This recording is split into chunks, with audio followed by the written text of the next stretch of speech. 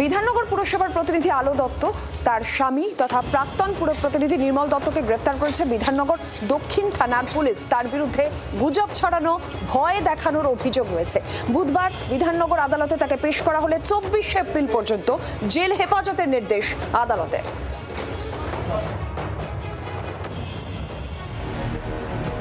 রাজা থেকে উজির, এক ব্যক্তি এক ভোট, কিন্তু কাকে ভোট দিলেন তা থাকে সম্পূর্ণ অজানা।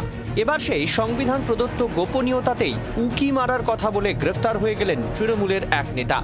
সম্পর্কে তিনি বিধাননগর পুরসভার 38 নম্বর ওয়ার্ডের কাউন্সিলর আলো দত্তের স্বামী, নিজেও প্রাক্তন কাউন্সিলর নির্মল দত্ত। গোলমালের সূত্রপাত গত পরশু একটি পথসভায় নির্মল বিস্ফোরক দাবি করেন। পরবর্তীতে এই ভিডিও ভাইরাল হয়ে যায়। এইবারে কিন্তু ভোটটা আধার কার্ড আর ভোটার কার্ড লিঙ্ক আছে, কিন্তু আধার কার্ড আর ভোটার কার্ড লিঙ্ক আছে। আপনি কাকে ভোট দিচ্ছেন সব জানতে পারবেন, একটু খেয়াল রাখবেন।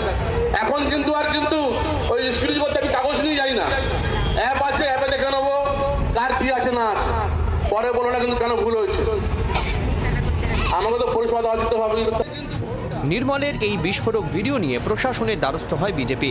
বিধাননগরের বিজেপি প্রার্থী শারদত্ত মুখোপাধ্যায় নিজে বিধাননগর কমিশনারের সঙ্গে কথা বলেন, তারপরেই গ্রেফতার। যেখানেই ভোট দিক ওনার কাছে নাকি অ্যাপ আছে এবং সেটা আধার এবং এপিক কার্ড বা ভোটার কার্ড লিঙ্ক আছে, উনি নাকি বুঝতে পারবেন। এই সবগুলোই নাকি দত্তাবাদের আপামর জনগণকে জানায় এগুলো মিথ্যাচরণ। আপনি বা আপনারা যে কেউকে ভোট দিতে পারেন, আমাকে নাও দিতে পারেন, আমাকে দিতেও পারেন, কিন্তু কেউ কারুর ভোট জানতে পারে না। আমরা আইনি ব্যবস্থা নিয়েছি। এখন অবধি খবর আছে আমাদের কাছে উনি ডিটেন্ড হয়েছেন।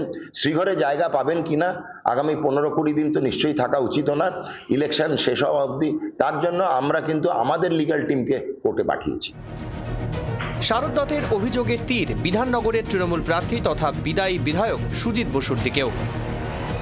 তৃণমূল কংগ্রেস এবং আমাদের 116 বিধাননগর বিধানসভার বিধায়কের অঙ্গুলি হেলানে মাথায় রাখতে হবে, নির্মল দত্ত, আলো দত্ত খালি দুটো নাম, এগুলো কিন্তু 116 বিধাননগর বিধানসভার যে বিধায়ক তার অঙ্গুলি হেলানে এই পথসভা, তার ছবি পেছনে লাগানো আছে, তার দায়িত্ব উনি এড়াতে পারেন না। পুলিশ সূত্রে খবর, নির্বাচনের আগে দত্তাবাদে নির্মলের বক্তৃতা দেবার ভিডিও ভাইরাল হয়।